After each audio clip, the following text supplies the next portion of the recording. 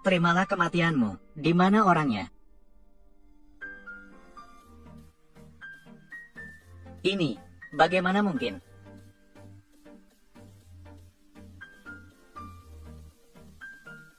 Bagus sekali. Ayah benar-benar hebat. Orang jahat yang mengganggu ayahku. Semuanya harus mati. Aku akan pergi. Seorang kultivator tahap transformasi dewa yang terhormat. Ternyata bisa dipukul terbang oleh seseorang. Bagaimana ini bisa terjadi? Yang bisa memiliki kekuatan ini, setidaknya harus berada di tahap kesengsaraan. Tokoh besar, selain dari kuil dewa, kekuatan pada tingkat ini haruslah sosok tingkat Grandmaster. Tapi anak ini, bukankah dia hanya seorang yang imut? Bagaimana mungkin dia seorang Grandmaster? Bagaimana dia bisa terbang ke sana? Hei, aku tidak menyentuhmu. Di depan begitu banyak ahli. Jangan berpura-pura. Astaga, begitu serius. Apakah aku baru saja terpeleset? Hei, kenapa kamu hanya berdiri di situ? Apa yang ingin kamu lakukan? Aku adalah nona muda keluarga Sen dari ibu kota. Jika kamu berani menyentuhku, aku akan... Apa yang kamu katakan? Aku hanya meminta kamu untuk membantunya sebentar. Aku sudah bilang, di depanmu, semua orang yang ada di sini hanyalah semut. Tidak ada yang bisa menjadi lawanmu. Untuk membantunya, kamu benar-benar berusaha keras. Sayangnya, Qin Feng ini adalah orang yang tidak bisa dibantu. Jangan kira aku tidak melihat. Tadi jelas-jelas kamu yang bertindak. Aku bilang, si kecil yang imut ini, kenapa tiba-tiba jadi hebat? Ternyata kamu yang mengacau. Ratu Dewi terlihat cukup baik. Pandangan ini benar-benar sangat buruk. Keluarga Qin memiliki pandangan yang sempit. Memiliki mata tapi tidak melihat. Tidak mengenali naga sejati. Itu adalah penyesalan kalian. Aku bilang, kakak, kamu bisa berpura-pura. Jangan lagi melibatkan aku. Satu keluarga penuh drama. Benar-benar pasangan yang sempurna. Kalian semua seperti semut. Baik, karena kalian tidak percaya, maka aku akan menunjukkan kekuatan Qin Feng kepada kalian. Sebenarnya seberapa kuat? Ini adalah artefak kuno, lonceng abadi kekacauan. Qin Feng, sekarang terjebak dalam situasi sulit. Aku lihat kamu bisa berpura-pura berapa lama lagi. Lonceng abadi kekacauan. Ini adalah artefak legendaris. Dapat menguji kekuatan dan bakat seorang praktisi. Keluarkan itu. Mau melakukan apa? Tentu saja aku ingin memberitahu semua orang. Kalian sekelompok serangga. Sama sekali tidak layak berdiri di depannya.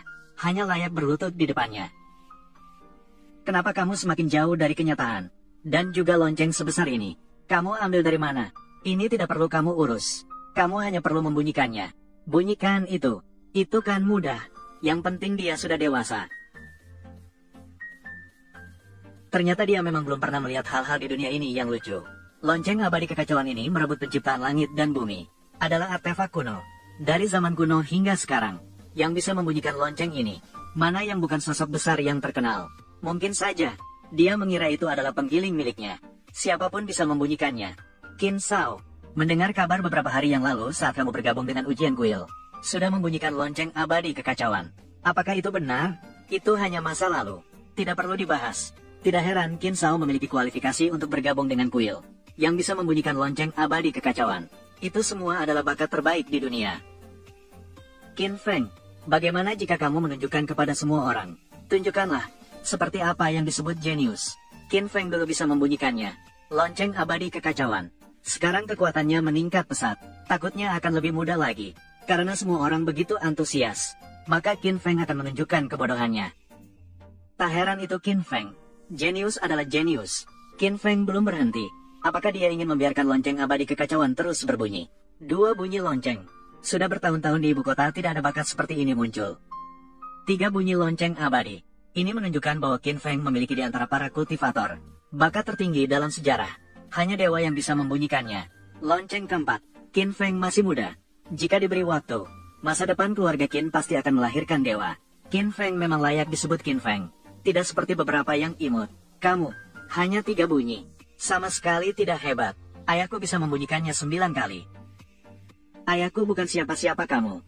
Gadis kecil ini benar-benar bicara tanpa batasan. Berani mengucapkan apa saja. 3 bunyi lonceng abadi. Dari zaman kuno hingga sekarang. Tidak ada yang bisa melakukannya. Hanya saja mengikuti ayahnya. Ketika berbicara besar tidak merasa malu sedikit pun. Tang Bao tidak salah. Qin Feng ingin mengetuk beberapa kali. Hanya mengetuk beberapa kali. Lonceng abadi kekacauan ini Bagi kalian mungkin tidak dapat dilampaui, tapi bagi Qin Feng hanya